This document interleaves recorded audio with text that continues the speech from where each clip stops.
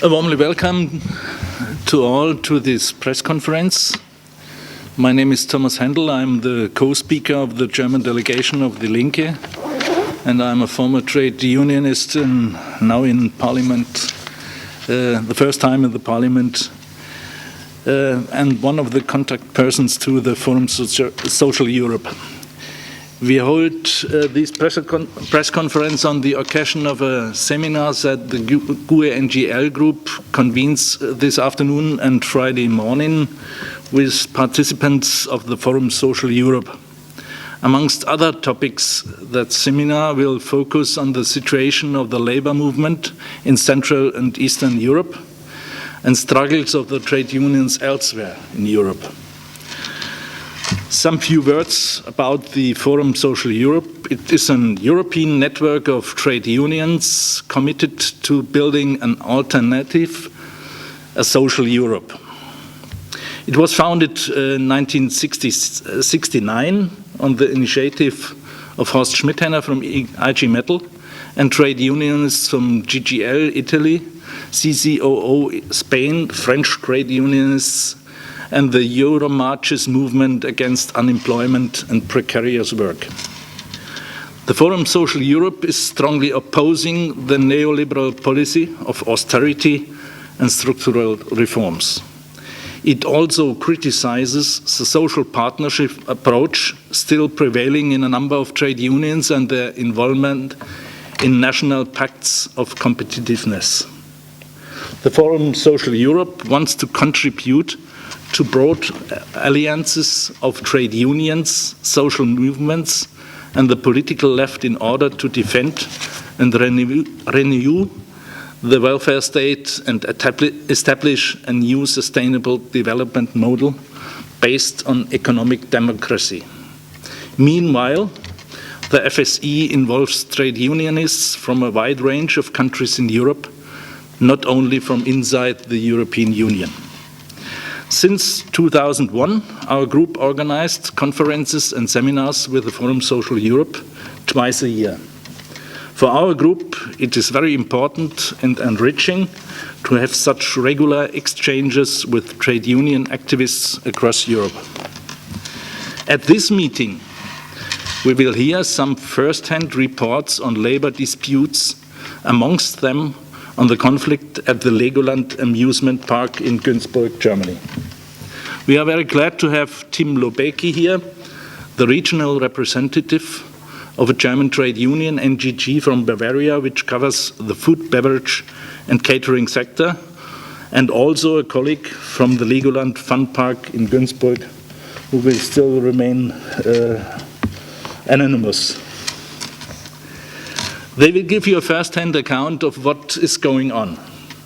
Trade unions and the political left in Denmark are organizing active solidarity with this struggle in Germany. On this, my colleague Søren Søndergaard, MEP, will comment it and conclude it after that. Tim, yes, you have the floor. Thank you, Thomas. Today in the media, you hear much about the slaughterhouses in Germany and the low wage payment there, but in Germany it's getting more and more common to pay less.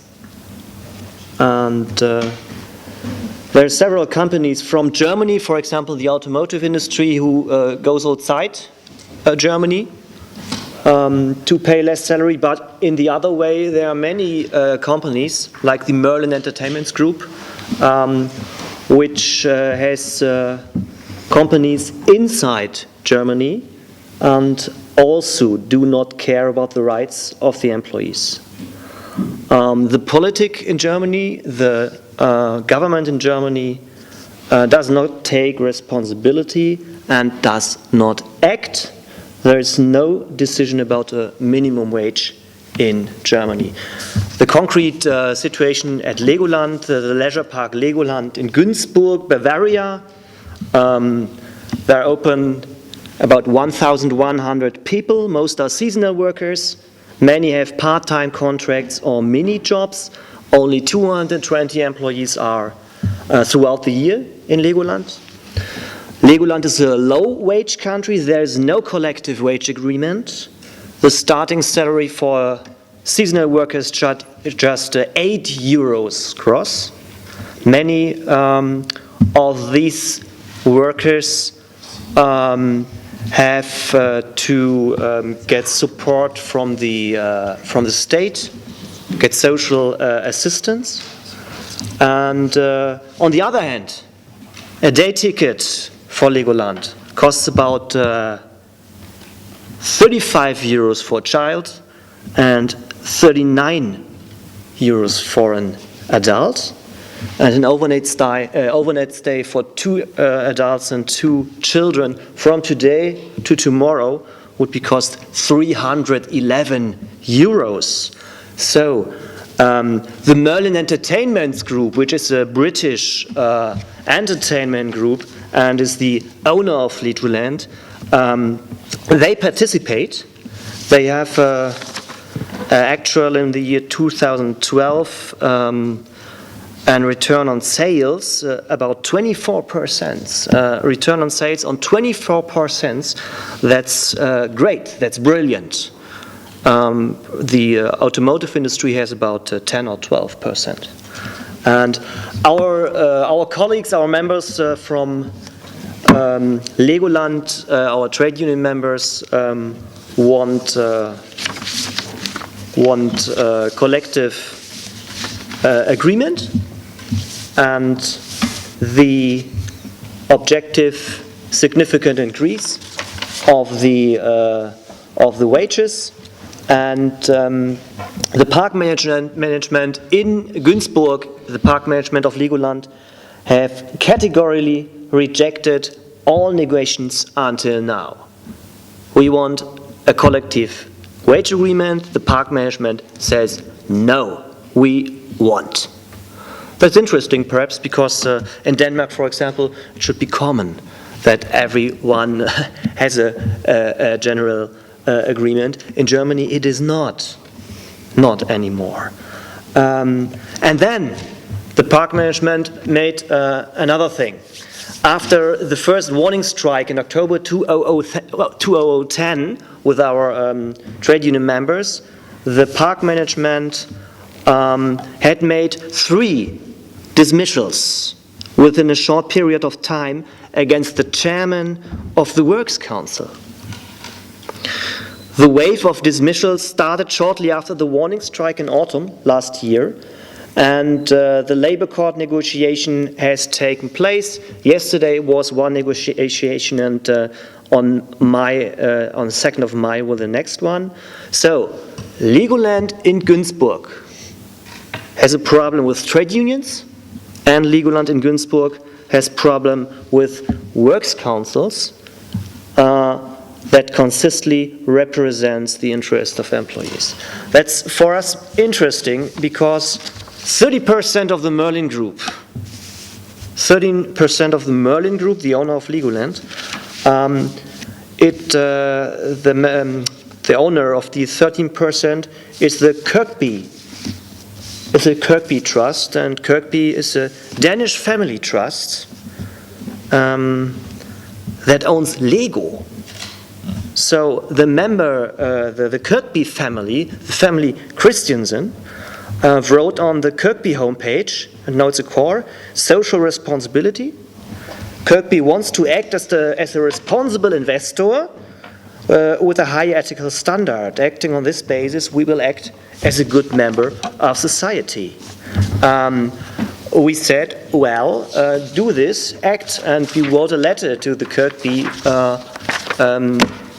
Kirkby Trust, to Mr. Christiansen, and we asked him for help. We asked him to act for social responsibility in Germany, in Günzburg, and we wait for an answer. That's the situation in Germany, in Günzburg, in the Legoland Park, and we will fight with our trade unions for collective wage agreements. We will protect our works council, but it's hard times for workers and employees in the leisure parks in Germany.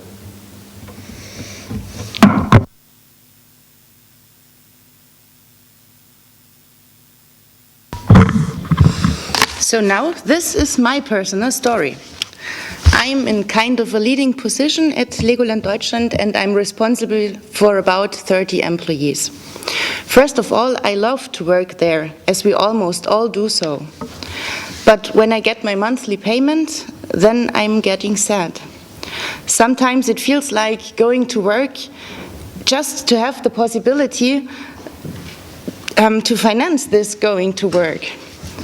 I'm working there now for 10 years, and the height of the salary is 1,400 euro after tax. I have to take care for my 2 children, but the money is never enough. I have to apply for funds to survive. I'm supported by public funds, for example, housing benefits, or the payment of parts for costs of the kindergarten. Altogether, it's about 400 euro every month. My husband is unable to work after having a stroke, and he's not supported by the health insurance or any public funds. So this is all the money we earn together.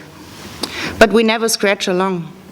When my daughter speaks out different wishes for hobbies or specific clothes, I always have to say no, because it's beyond our means. Having an own car, or even go on a vacation trip, that's just wishful thinking. And when I'm thinking about getting old, I could tear up. The money for retirement arrangements just does not exist. I think companies have to take more responsibility. And if an employee works the whole month in full time, he should be able to finance his life. Isn't that a waste of public funds if more and more people have to supply for funds, although they are working? Thanks. What was the response from the Legoland leadership to your letter or your statement?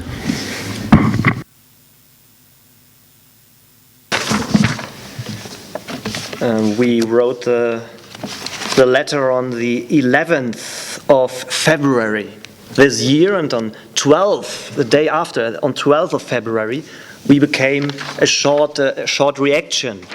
Unfortunately, it was in Danish, so I had to translate it in German, and it was a letter from the general manager of Günzburg. So we were to Denmark and became an answer from Günzburg, not from Mr. Christiansen. And Hans-Axel Petersen, the general manager, said that he's very glad about the atmosphere in the park and very glad about the employees who do a really good work, and he thinks everything is fine in the leisure park in Günzburg. And to the other topics, for example, the dismissals of the works councils, he could unfortunately said nothing. That's it. And that's not the answer our colleagues, our employees and our trade union members want. That's not social responsibility. Yes. Do you plan to follow up on that answer? Sorry. Do you plan to make a follow-up on this? Yes. Okay. Yes, sure. Yes, sure. We plan to make a follow-up, and we hope that the conference we participate will give us the possibility to learn some union members from Denmark. So if we have contact, we will make a press conference or something like this. First step is the media. Second step is to go to Billund and to ask Mr. Christiansen what he thinks about this. If he don't answers, if he doesn't come to Günzburg, then we and our colleagues will go to Denmark, to Billund. Yes, sure. More questions? Sarah? Yes, perhaps to sum up, because I mean, I'm here as a Dane, but of course not representing either the Kirk Christiansen family or representing the whole Danish people. But it's clear that this situation is not very fortunate for us. It's not fortunate for the reputation of Denmark. It's not fortunate for the reputation of Lego. amusement park, toys for children, and it's not good for the reputation also of the Danish trade unions. Why? Because we have to say that we have a big problem in Denmark with what we call social dumping. We have in building industry, in farming, other places, a lot of workers from Denmark or workers living in Denmark, they could also be from other countries, who are kicked out of their job. And instead there's imported workers to a much lower salary. From our part, we have said very clearly, also here in the parliament, me representing the people's movement, that we are in favor of the possibilities for workers to work in other countries. We like the idea that you can go to another country and work, but we don't accept social dumping. If you go to work, you have to work on the conditions there. So of course we have complained a lot about this when it hits Denmark. It also hits Denmark in another way, that a lot of factories are moving out of Denmark, going, for example, to slaughterhouses, going to Germany. And of course this has also been criticized from a Danish point of view. But this turns out to be totally hypocritical if the fact is that Danish bosses are using this method abroad. It's not the first time. We have also seen that some of the workers coming from the East European countries to Denmark, in fact, are imported by Danish bosses who wants to get an extra profit. And if we also have a situation where Danish bosses use their investments, for example, in an amusement park in Germany, to destroy the union, to pay low wage, to support the development of working poor, of course, it's very bad for us. It gives us a very bad reputation.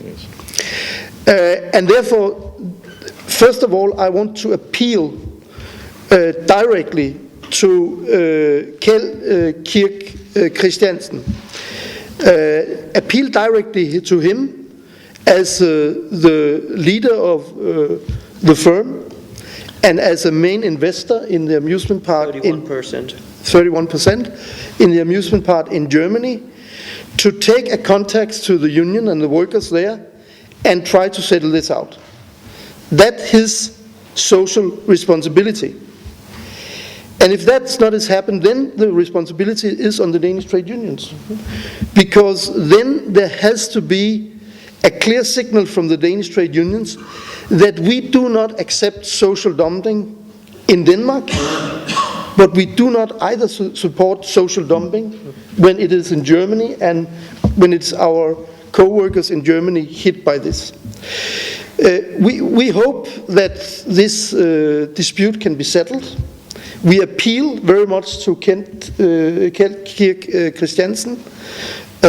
We hope it can be settled by this, but you should be sure that if that is not the case, we will work hard to offer you all kinds of solidarity, not only for your blue eyes, but also for ourselves. Because what we are looking in Europe is social dumping in one country is spreading to another country, spreading to a third country, spreading to a fourth country, and then it comes back as a new level of going down. So therefore we have to stop this, and therefore I want to conclude this meeting, and if there's anyone who wants to put questions to our German friends, there will be the possibilities afterwards, but I will want to conclude this by saying that for us, European solidarity and European cooperation is not something which is just in this house. European solidarity and European cooperation is first and foremost among ordinary people out there, and we have to show that in practice. So thank you for coming, and you can put all the questions afterwards to our colleague, and we will keep you informed. Thank you.